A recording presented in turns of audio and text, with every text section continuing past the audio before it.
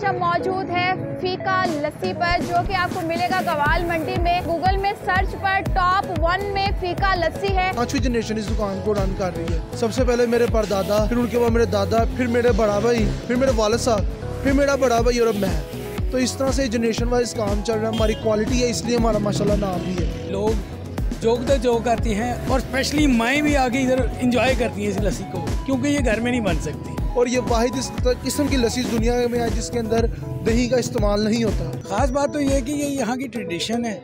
इस जैसी मेरा ख्याल है लाहौर में या पूरे पाकिस्तान में इस चीज़ की जो चाचे फीके की दुकान है। सब्सक्राइब करें और बेल दबाएं ताकि कोई खबर रह न जाए।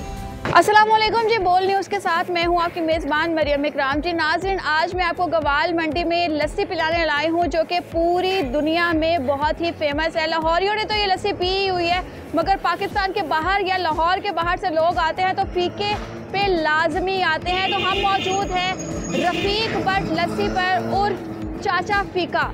फीके के नाम से बच्चा बच्चा वाकिफ़ है, क्योंकि यहाँ की लस्सी बहुत ही फेमस है और शायद गूगल के ऊपर भी टॉप 1 में आती है। और यहाँ की ख़ास बात यह है कि ये पेड़े वाली लस्सी देते हैं, जो कि ये पेड़ा ऊपर डाला है इन्होंने, मक्खन डाला है या क्या क्या डाला है ये जानेंगे इन्हीं से और जानते हैं कस्टमर से कि आखिरकार फीके की लस्सी ही क्यों। मज़ीद हमारे साथ रहिएगा। सर्दी की सुबह कस्टमर लस्सी को एंजॉय करते हुए मौजूद हैं, इन्हीं से जानते हैं कि आखिरकार लस्सी में क्या मज़ा है। अस्सलाम वालेकुम। वालेकुम अस्सलाम। सर, कब से आ रहे हैं यहाँ पर? जी, मेरी उम्र इस वक्त 49 साल के करीब है और मैं 5 साल से इधर आ रहा हूँ। क्या ख़ास बात क्या है फीके की लस्सी में? ख़ास बात तो ये है कि ये यहाँ की ट्रेडिशन है।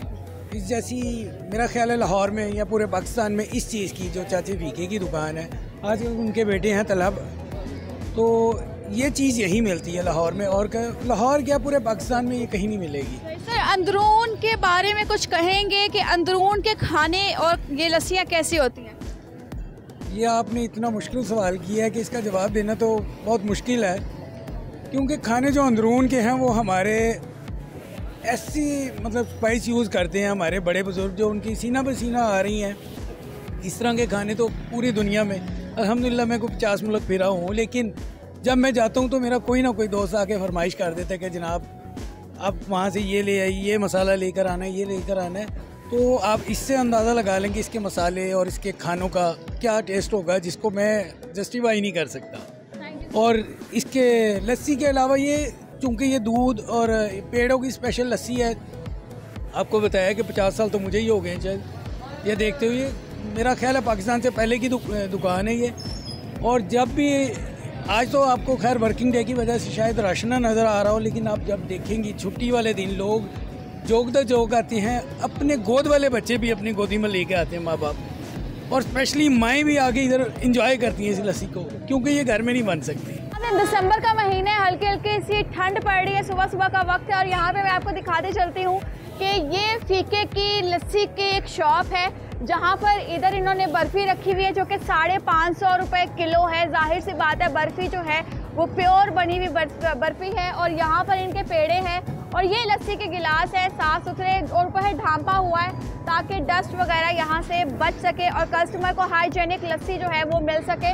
और ये दही है जो कस्टमर के सामने ये डालते हैं लस्सी के लिए और सामने रिड़क कर ये लस्सी देते हैं और इसके ऊपर मलाई जो होती है वो भी देते हैं। इसके अलावा यहाँ पे रफ़ीक बट साहब का कायम शुदा 1947 में ये दुकान बनी, जो कि रफ़ीक बट अलमारूफ चाचा फीका, पेड़ों की लस्सी वाले गवाल मंडी रफ़ीक बट अलमारूफ चाचा फीका, जो कि इसके अलावा इनकी कोई ब्रांच नहीं है। अपनी अशिया की खुद हिफाजत करें, ये सब मैसेज उन्होंने साथ साथ दिया हुआ है।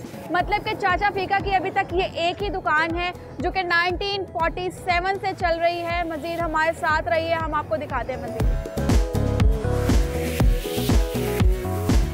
इस वक्त हमारे साथ मौजूद हैं चाचा फीका की शॉप को ऑन करने वाले। ये कौन है, क्योंकि चाचा फीका के बाद किसी न किसी ने तो ये शॉप संभाली होगी, तो इनसे जानते हैं और जानते हैं कि लस्सी में ऐसी खास बात क्या है। अस्सलाम वालेकुम। वालेकुम अस्सलाम। सर, आप चाचा फीका के क्या लगते हैं? मैं चाचा फीके का परपोता हूँ जी।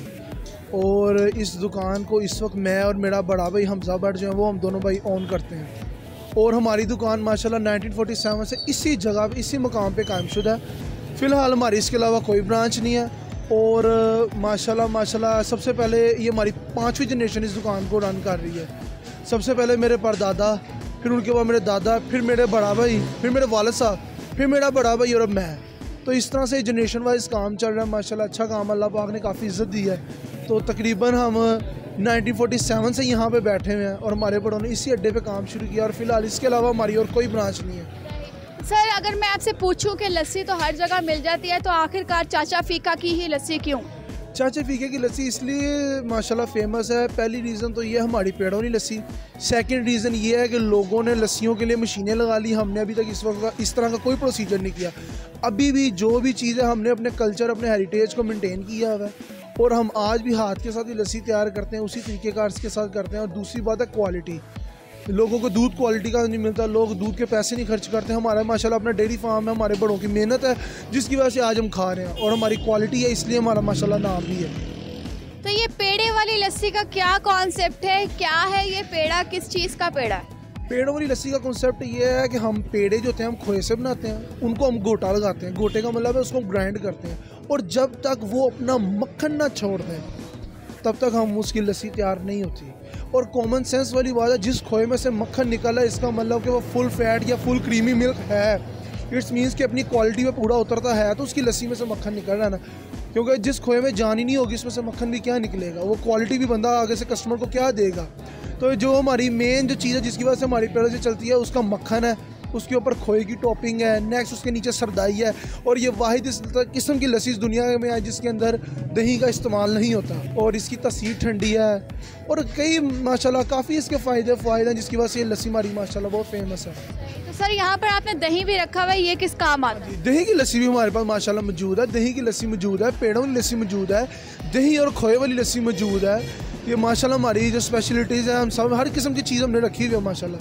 तो कितना पुराना कस्टमर जो है आपकी लस्सी पीने आता है? माशाल्लाह इतना पुराना कस्टमर है कि कई लोग, अब मैं बैठता हूँ ना तो अब हमें आगे कई कस्टमर्स आगे पता क्या कहते हैं कि हम यहाँ कॉलेज में पढ़ते थे तो आज देखो हम अपने बच्चों के साथ आ रहे हैं। कई लोग अपने बच्चों को बताते हैं कि हम यहाँ पे अपने कॉलेज टाइम में, स्कूल टाइम में अपने वालिद साहब के साथ आया करते, आज तुम हमारे साथ। यानी कि माशाल्लाह अल्लाह पाक ने बहुत इज्जत दिया, काफ़ी पुराने कस्टमर्स आ रहे हैं। तो सर मुझे ये बताएं कि इस लस्सी की प्राइस क्या है? फ़िलहाल इस लस्सी की जो प्राइस है वो है 200 रुपीज़ पेड़ों वाली लस्सी की प्राइस है और जो दही वाली लस्सी है उसकी 100। और जो पेड़ों वाली लस्सी जिसमें खोया वगैरह, दही वाली लस्सी जिसमें खोया इस्तेमाल होता है उसकी डिफरेंट प्राइसेस है। कोई कस्टमर ज़्यादा खोया डलवाता है, कोई कम डलवाता है, इसके लिहाज से प्राइस है।